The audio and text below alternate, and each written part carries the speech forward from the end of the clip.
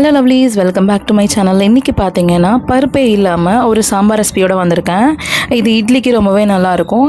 இது பார்க்குறதுக்கு இப்படி தான் கொஞ்சம் தண்ணியாக இருக்க மாதிரி இருக்கும், ஆனால் இட்லியோட பிசைஞ்சு சாப்பிடும்போது சூப்பராக இருக்கும். வாங்க வீடியோக்குள்ளே போகலாம், எப்படி செய்யலன்னு பார்க்கலாம். அதுக்கு ஃபஸ்ட்டு ஒரு 4 வெங்காயம் 4 தக்காளி இந்த மாதிரி நறுக்கி கூடவே ஒரு டேபிள் ஸ்பூன் மஞ்சள் தூள் ஆட் பண்ணிக்கோங்க. ஆட் பண்ணிவிட்டு உங்கள் காரத்துக்கு ஏற்ப பச்சை மிளகாயை நான் இந்த மாதிரி 2 உடச்சி ஆட் பண்ணிக்கிறேன். 2 மிளகாய் ஆட் பண்ணியிருக்கேன். இப்போது அந்த காய்கறி முழுகிற அளவுக்கு ஒரு டம்ளர் தண்ணி வச்சு அப்படியே க்ளோஸ் பண்ணி ஒரு 4-5 விசில் வச்சு எடுத்துக்கோங்க.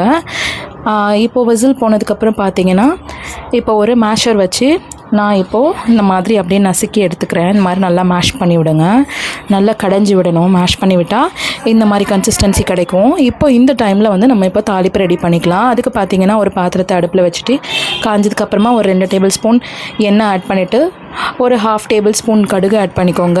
கூடவே சீரகம் 1 டேபிள் ஸ்பூன் ஆட் பண்ணிக்கோங்க. அதுக்கப்புறம் சோம்பு ஒரு 1/4 டேபிள் ஸ்பூன் ஆட் பண்ணிக்கோங்க. அதுக்கப்புறம் கருவேப்பிலை போட்டுட்டு காஞ்ச மிளகாயை ஒரு 4 மிளகாய் இந்த மாதிரி 2 கிள்ளி இந்த மாதிரி ஆட் பண்ணிவிட்டு இப்போ கடைஞ்சி வச்ச கடையில் அதில் போட்டுட்டு சாம்பார் பொடியுமே இப்போ ஆட் பண்ணுறேன். வீட்டில் அரைச்ச சாம்பார் பொடி தான் நான் ஆட் பண்ணியிருக்கேன்.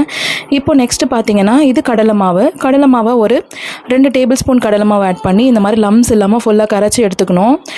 ஸோ இப்போ அதை அப்படியே டைரெக்டாக ஆட் பண்ணணும். தண்ணி கொதிக்கும் போது ஆட் பண்ணால் ஒரு மாதிரி திரிஞ்சு வந்துடும். ஸோ கொதிக்கிறதுக்கு முன்னாடியே ஆட் பண்ணிவிட்டு அப்படியே கிண்டி விட்டுருங்க. இப்போ ஃபுல் ஃப்ளேமில் வச்சிடலாம். ஸோ அப்போ பார்த்தீங்கன்னா உங்களுக்கு ஒரு திக் கன்சிஸ்டன்சி சாம்பார் மாதிரி கிடச்சிரும். கொதிச்சதுக்கப்புறமா கொஞ்சம் கிண்டி விட்டுட்டே இருக்கணும், இல்லைனா அடி பிடிச்சிரும்.